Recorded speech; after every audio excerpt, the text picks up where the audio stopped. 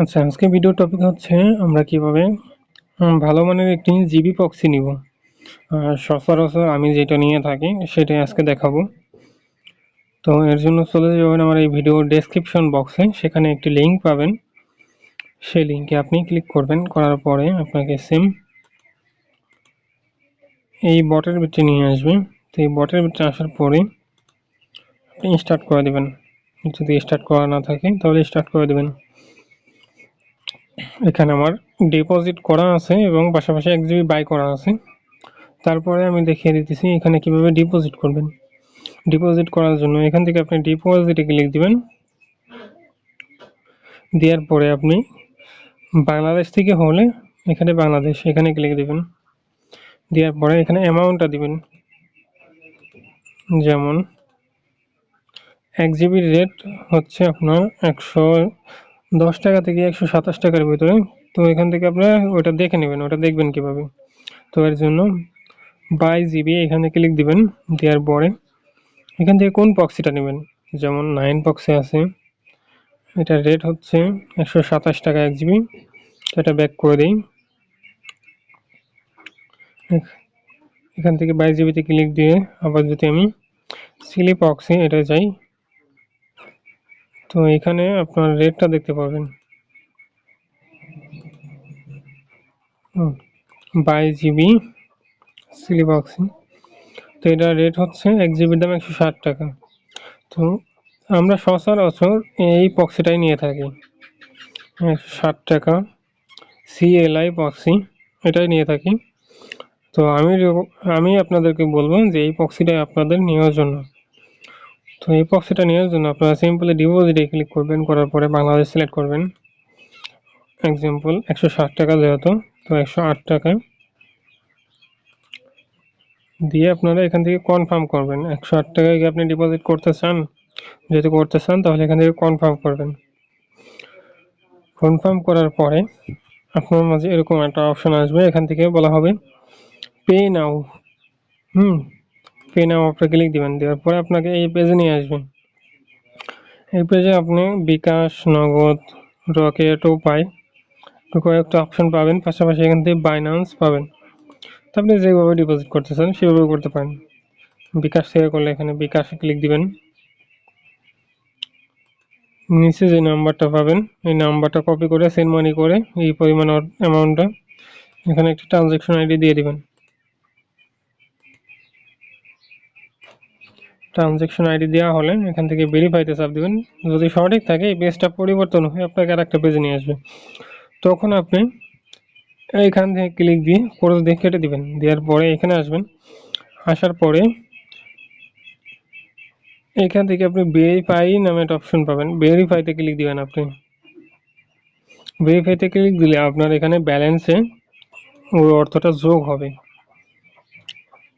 এরপর আপনি বাই নাও এখানে ক্লিক করলে আপনি এই প্রক্সিটা সিলেক্ট করবেন। করার পরে এইখান থেকে আপনার যেই পরিমাণ প্রক্সিটা নিতে চান ওটা সিলেক্ট করবেন এবং এখান থেকে সিলেক্ট করতে হবে আপনাকে। করার পরে আপনি বাই করলেই চলে আসবে। তখন আপনাকে ইউজার নেম, পাসওয়ার্ড, পোর্ট যেখানে যা আছে সবকিছু দেওয়া হবে।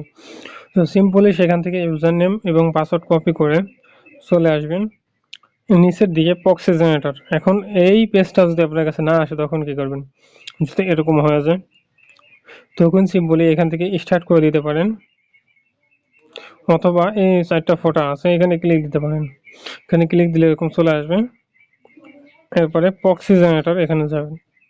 যাওয়ার পরে কোন প্রক্সিটা নিয়েছেন সেইটাই এখানে সিলেক্ট করব। তো আমি এই প্রক্সিটা নিয়েছি, এটাই ব্যবহার করি, এটা ভালো একটা প্রক্সি। এখানে ক্লিক দিচ্ছি।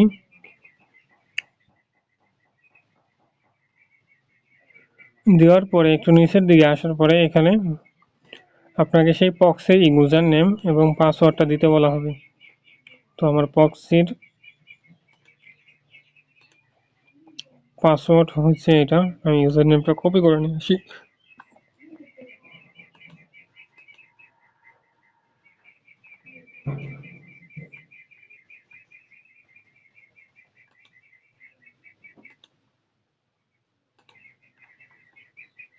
আমার প্রক্সির ইউজার নেম হচ্ছে এইটা।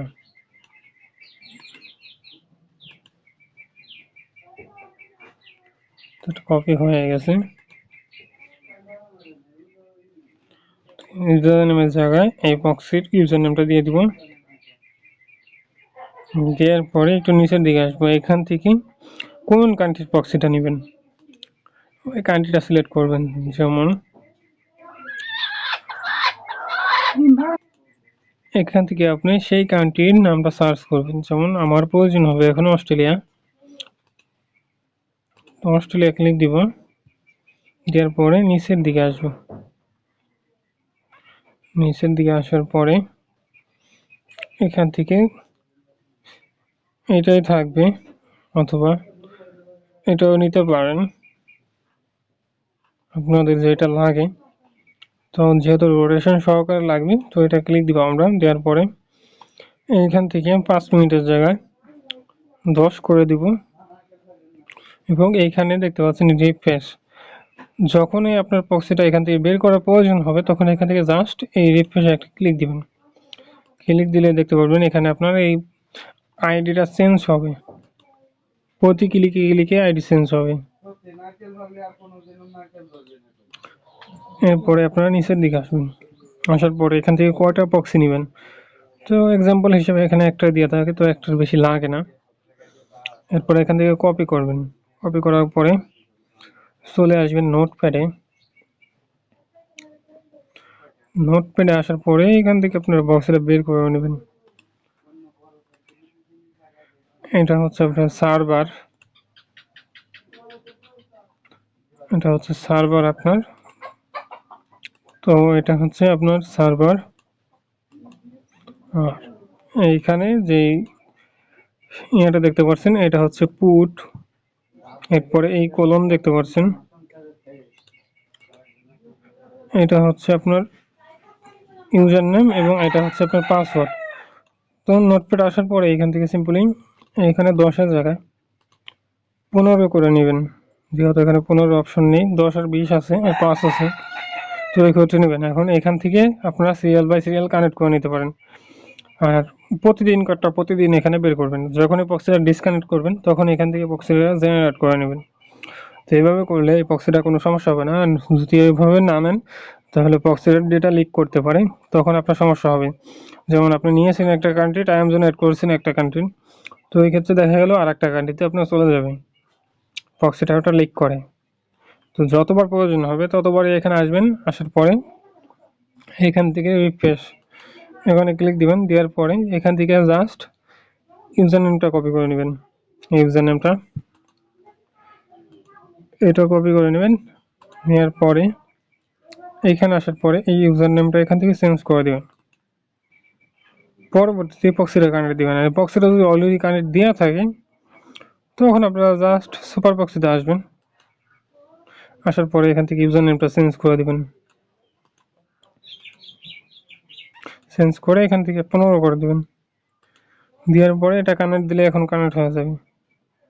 এই প্রক্সির লিঙ্কটা পাওয়ার জন্য চলে যাবেন আমার ভিডিও ডেসক্রিপশন বক্সে অথবা কমেন্ট বক্সে, সেখানে এই প্রক্সি সহকারে আমাদের টেলিগ্রাম চ্যানেলের লিঙ্কটাও দেওয়া থাকবে।